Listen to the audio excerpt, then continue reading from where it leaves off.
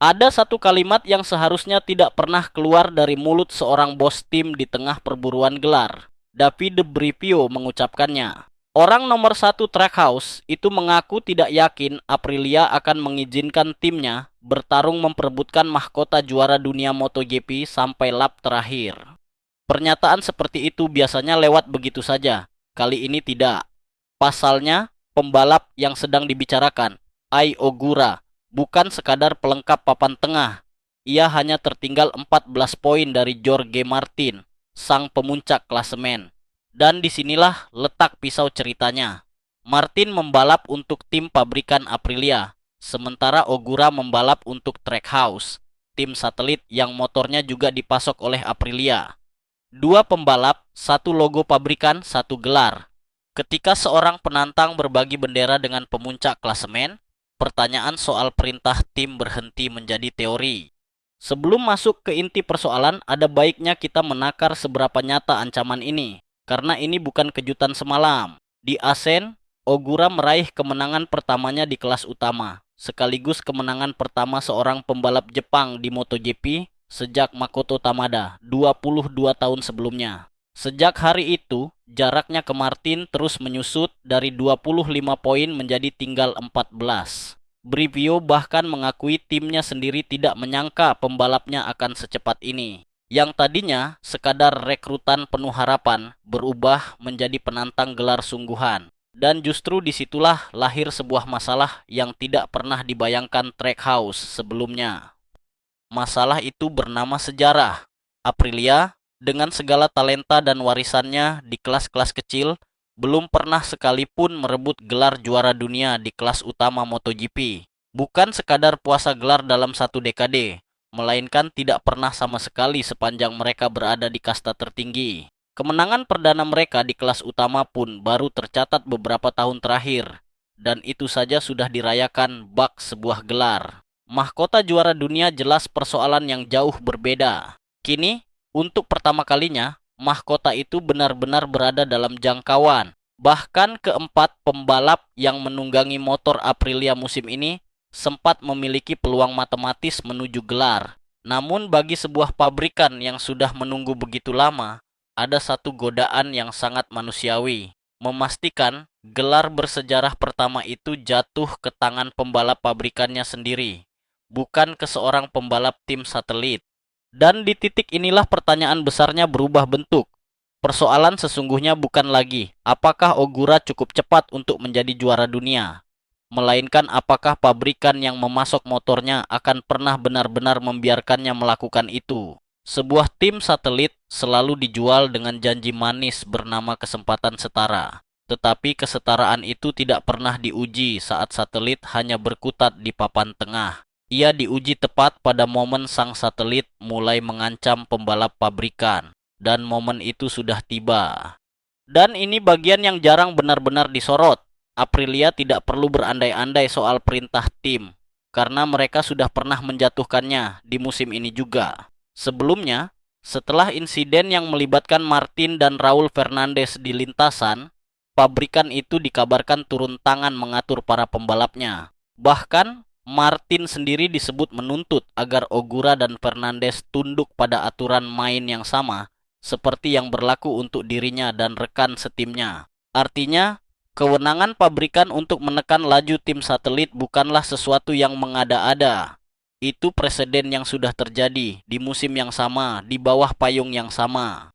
Lalu apa jawaban Brivio sendiri ketika ditanya bagaimana sisa perburuan gelar ini akan berjalan bagi timnya? Jawaban itu justru menjelaskan segalanya. Kalau kami berdua melawan orang lain, saya tidak tahu, ujar Brivio dalam pernyataan terbarunya yang dilansir sejumlah media padok menyoal kemungkinan perintah tim. Satu kalimat penuh celah. Ia tidak berkata timnya bebas melaju. Ia tidak menjamin Ogura akan dibiarkan bertarung sampai akhir. Ia justru menyisakan sebuah keraguan menganga dari orang yang seharusnya paling gigih memasang badan untuk pembalapnya. Kalimat itu bisa dibaca dua arah dan dua-duanya sama tidak nyaman. Jika yang dimaksud berdua adalah Ogura dan Martin sama-sama menghadapi rival dari pabrikan lain, mungkin Aprilia akan bersikap santai.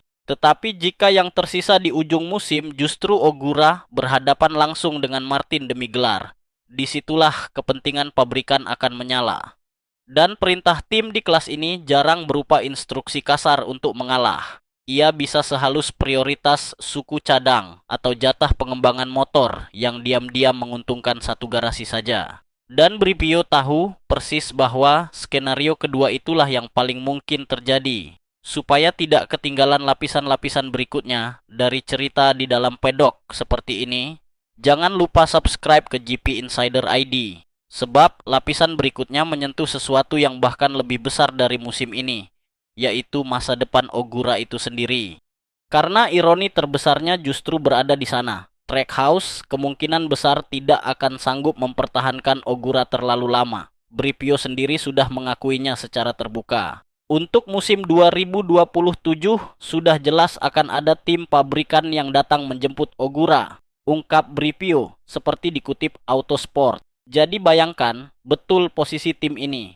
Sebuah tim satelit menemukan berlian, mengasahnya menjadi penantang gelar, lalu berisiko tidak diizinkan membiarkan berlian itu bersinar penuh oleh pabrikan pemasoknya, sebelum akhirnya kehilangan sang berlian ke pabrikan lain di musim depan.